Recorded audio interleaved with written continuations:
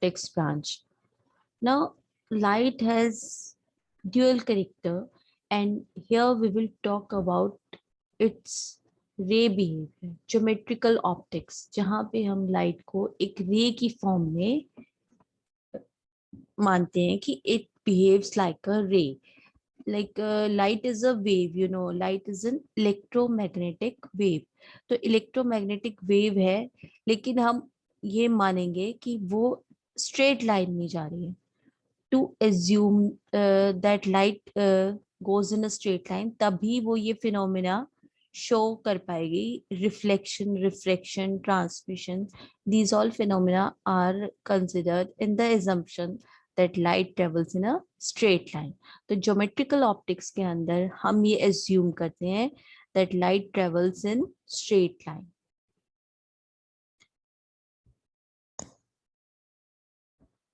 Now, reflection of light. Reflection वो phenomena है जिसमें लाइट जब एक इंटरफेस पे पड़ती है तो बाउंस बैक कर जाती है. इंटरफेस किसको कहते हैं? जहां दो मीडियम मिल रहे हैं. एक मीडियम का अलग डेंसिटी है, दूसरे मीडियम की अलग है. जैसे एयर और वाटर, यू कैन सी. तो एयर और वाटर का जो इंटरफेस है, जहाँ पे लेयर है उन दोनों के बीच की, वो इंटरफेस कहलाता है. अब हम ये कह रहे हैं कि रिफ्लेक्शन वो होता है जहां लाइट वापस बाउंस बैक कर जाती है. It usually occurs at the surface of a mirror. Mirror में एक साइड पॉलिश्ड होती है, एक साइड आपकी रिफ्लेक्टिव है. तो वहां पे जो लाइट जाएगी वो 100% रिफ्लेक्ट कर जाती है. तो reflection is the bouncing back of light, वापस आना at the interface of two different media. दो मीडियम के इंटरफेस पे होता है. 100% होता है मिरर के सरफेस पे, पर बाकी इंटरफेसेस पे भी कुछ परसेंट रिफ्लेक्शन होता है, कुछ परसेंट ट्रांसमिशन होता है. तो हम यहाँ सिर्फ रिफ्लेक्शन की बात कर रहे हैं. इसके दो लॉज हैं, that incident ray, reflected ray and normal all lie in the same plane. तीनों एक ही प्लेन में लाई करते हैं. You can see here in the diagram that incident ray, reflected ray and normal तीनों एक ही प्लेन में है. दूसरा लॉ है that angle of incidence, theta I, जो ये हमने बनाया है, ये इंसिडेंस एंगल है. एंगल कहाँ से मेजर करते हैं? इस नॉर्मल लाइन से. ये आपका इंटरफेस है, एक सब एक मीडियम और दूसरे मीडियम के बीच का इंटरफेस. और ये नॉर्मल लाइन होती है perpendicular, perpendicular to the interface. Interface के जो परपेंडिकुलर लाइन है उसको नॉर्मल लाइन बोलते हैं. तो इस लाइन से हम एंगल मेजर करते हैं. तो इंसिडेंट रे इस नॉर्मल से जितना एंगल बना रही है वो इंसिडेंस एंगल है, और जो वापस आ रही है, बाउंस बैक कर रही है लाइट, वो लाइट इस नॉर्मल से जितना एंगल बना रही है उसको एंगल ऑफ रिफ्लेक्शन बोलेंगे. तो हमेशा एंगल मेजर किया जाता है from the normal. Normal is a perpendicular to the interface. तो सेकेंड लॉ ये कहता है कि इंसिडेंस एंगल और रिफ्लेक्टेड एंगल सेम होगा व्हेन देयर इज रिफ्लेक्शन. तो रिफ्लेक्शन होता है बाउंसिंग बैक. दो लॉज होते हैं इसके कि incident, reflected and normal all lie in the same plane, and angle of incidence is equal to angle of reflection. Okay. Now दूसरा फिनोमेना होता है रिफ्रैक्शन. रिफ्रैक्शन होता है जब लाइट एक मीडियम से दूसरे मीडियम में जा रही है. It gets deviated from its path. उसका पाथ बदल जाएगा, स्ट्रेट नहीं जाएगी. जैसे ये स्ट्रेट जा रही है कोई लाइट, तो वो स्ट्रेट ही आगे नहीं जाएगी. इट विल गेट डेविएटेड, उसका पाथ बदल जाएगा while क्रॉसिंग द इंटरफेस. इस प्रोसेस को the process of bending of light, light का बेंड होना from their original path, original path से बेंड हो जाना जब वो एक मीडियम से दूसरे मीडियम में जा रही है, तो उसको बोलते हैं रिफ्रैक्शन. रिफ्लेक्शन क्या था? रिफ्लेक्शन में बाउंस बैक कर रही थी. It was not going to another medium, दूसरे मीडियम में जा नहीं रही थी. यहाँ पे एक मीडियम से दूसरे मीडियम में जाती है तो क्या करती है? अपने पाथ को बदल लेती है. तो वो जो पाथ बदलना होता है, that process is refraction of light. वो किस चीज पे डिपेंड करता है? वो डिपेंड करता है कि मीडियम कैसा है, रेयरर और डेंसर। रेयरर मीडियम का मतलब है जिसमें पार्टिकल्स दूर दूर हैं, जैसे एयर में molecules are far apart, but in case of glass, in case of water, the molecules are close together. तो ग्लास और वाटर एयर से क्या है, डेंसर है। तो ये एग्जाम्पल आप माइंड में रख सकते हो कि जब लाइट रेयरर से डेंसर में जा रही है, सपोज एयर से वाटर में जा रही है, तो क्या होगा? It will bend towards the normal, normal की तरफ बेंड हो जाएगी। और जब डेंसर से रेयरर में जाएगी तो वो अवे फ्रॉम द नॉर्मल हो जाएगी। यू कैन सी, जैसे एयर से ग्लास में गई है लाइट, तो it is bending towards the normal. This is your normal, this is your interface. तो इस नॉर्मल की तरफ बेंड हो जाएगी जब डेंसर में जाएगी। और जब इसका उल्टा होता है, डेंसर से जब रेयरर में जा रही है, तो वो light away from the normal, normal से दूर हो जाती है, जो कि ये आई और आर एंगल से हमें पता चलता है। तो लॉज ऑफ रिफ्लेक्शन क्या है? रिफ्रैक्शन तो आपको समझ में आ गया। रिफ्रैक्शन क्या होता है? The bending of light, light का बेंड होना, where it goes from one medium to another medium. Now कौन से लॉज फॉलो करेगा ये refraction? First law is the same, that incident ray, refracted ray and normal all lie in the same plane, तीनों एक ही plane में लाई करेंगे। And दूसरा जो लॉ है वो ये कहता है कि जो एंगल ऑफ इंसिडेंस है उसका sine, sine of angle of incidence to the sine of angle of reflection, it will be equal to refractive index of the medium. कौन सा मीडियम? जो दूसरा मीडियम है जहां एयर से जा रही है। एयर की तो आपको 1 लेना होता है रिफ्रैक्टिव इंडेक्स, लेकिन जब दूसरे मीडियम में जा रही है तो उसका जो रिफ्रैक्टिव इंडेक्स है that will be equal to sin I by sin R, mu equal to sin I by sin R। mu हम किसके लिए डिनोट कर रहे हैं? Refractive index of medium. तो ये दो लॉज हैं रिफ्रैक्शन के। लाइट जब एक मीडियम से दूसरे मीडियम में जा रही है तो इंसिडेंट रे, रिफ्रैक्टेड रे, नॉर्मल रे सारी एक ही प्लेन में लाई करेंगी, and the ratio of sin I by sin R will be a constant and it will be equal to refractive index of the medium।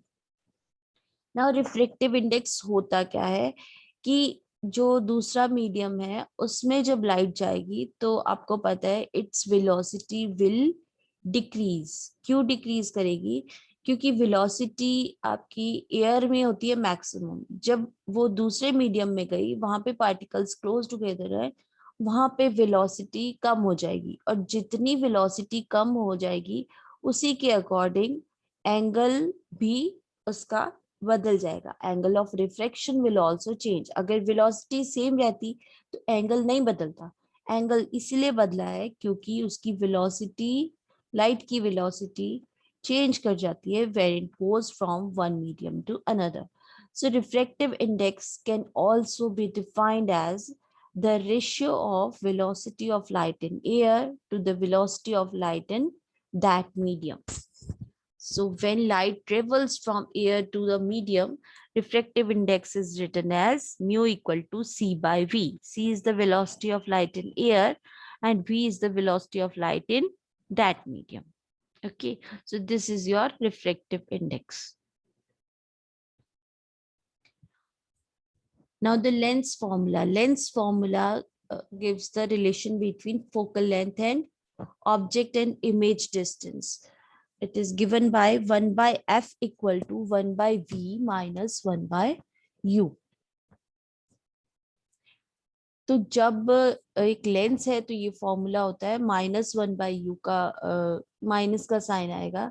लेकिन अगर मिरर है तो it will be +1 by F equal to 1 by V plus 1 by U. You have to remember F क्या है यहाँ पे? F is the focal length, v is the image distance and u is the object distance. Now the power of lens क्या होता है कि lens की कितनी पावर है वो किससे मेजर होती है? It is inverse of focal length 1/f।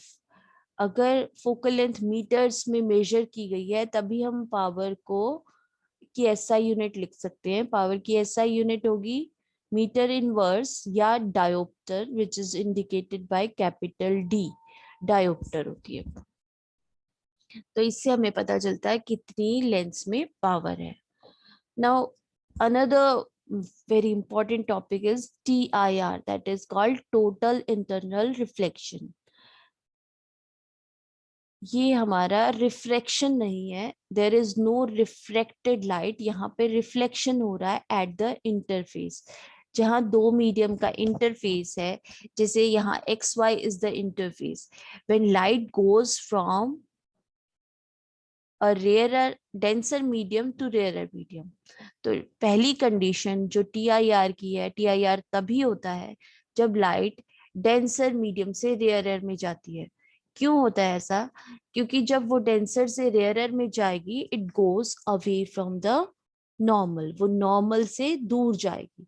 तो ऐसी कंडीशन आ जाएगी जब हम एंगल ऑफ इंसिडेंस बढ़ाते जाएंगे तो there will be a angle, उसको बोलते हैं क्रिटिकल एंगल, जहां पे एंगल ऑफ रिफ्लेक्शन बन जाएगा 90 degree. You can see the second रे। जब angle of incidence critical angle के बराबर हो गया, हमने बढ़ा दिया, तो angle of reflection becomes 90 degree. अब अगर इससे भी ज्यादा एंगल ऑफ इंसिडेंस को बढ़ा दोगे, ये थर्ड कंडीशन है, when the angle of incidence is greater than the critical angle, उससे भी ज्यादा कर दिया हमने incidence angle, then the angle of reflection becomes greater than 90 degree, और वो वापस उसी मीडियम में आ जाएगी जिस मीडियम से जा रही थी, दैट इज डेंसर मीडियम। तो डेंसर मीडियम से ही जाके इंटरफेस पे रिफ्लेक्ट होके वापस डेंसर में ही आ जाना, this is total internal reflection. When light is reflected into a denser medium from the interface of denser and rarer medium, दोनों के इंटरफेस से, then there is no refracted light, तब refracted light नहीं होगी, आगे नहीं जाएगी। क्यों नहीं जा रही आगे? क्योंकि हमने एंगल ऑफ इंसिडेंस इतना बढ़ा दिया कि एंगल ऑफ रिफ्रैक्शन 90 डिग्री से भी ज्यादा हो गया और लाइट वापस उसी मीडियम में आ गई है। इसको बोलते हैं टोटल इंटरनल रिफ्लेक्शन। इसकी दो कंडीशंस हैं, light should travel from a denser medium to a rarer medium, denser से रेयरर में जाना चाहिए, and the angle of incidence in the denser medium should be greater than critical angle। critical angle से ज्यादा होगा तो angle of refraction 90 degree से ज्यादा होगा और लाइट वापस उसी मीडियम में आ जाएगी। इसको बोलते हैं टोटल इंटरनल रिफ्लेक्शन। इसकी क्या एप्लीकेशंस है? It is used in optical fibres. Optical fibres में ऐसे ही दो मीडियम ले रखे हैं, one is denser another is rarer, बाहर वाला रेयरर है। तो जब लाइट उसमें से जाती है इट कंप्लीटली गेट्स रिफ्लेक्टेड, तो कुछ भी लॉसेस नहीं होते। तो टेलीकम्युनिकेशन सिग्नल्स भेजने में इसका यूज होता है, एंडोस्कोप्स में भी इसका यूज होता है, जहाँ बॉडी के इनएसेसिबल पार्ट्स में इसको भेज के कोई भी इमेजेस लेने के काम आता है। ऑटोमोटिव रेंज सेंसर्स, उसमें भी इसका यूज होता है, जहाँ विंड स्क्रीन अपने आप वाइप करने लग जाता है because of TIR। Prisms in binoculars, binoculars में भी इसका यूज होता है to make the correct erect images. Multi touch screens also use TIR to pick up multiple targets. ठीक है, ऑप्टिकल फिंगरप्रिंटिंग में यूज होता है इसका। And shining of diamonds is also based on TIR because diamond के अंदर light बार बार इंटरनली रिफ्लेक्ट होती है, that's why it shines bright. So TIR is very important. It has many applications in your daily life. So this is all about today's lecture.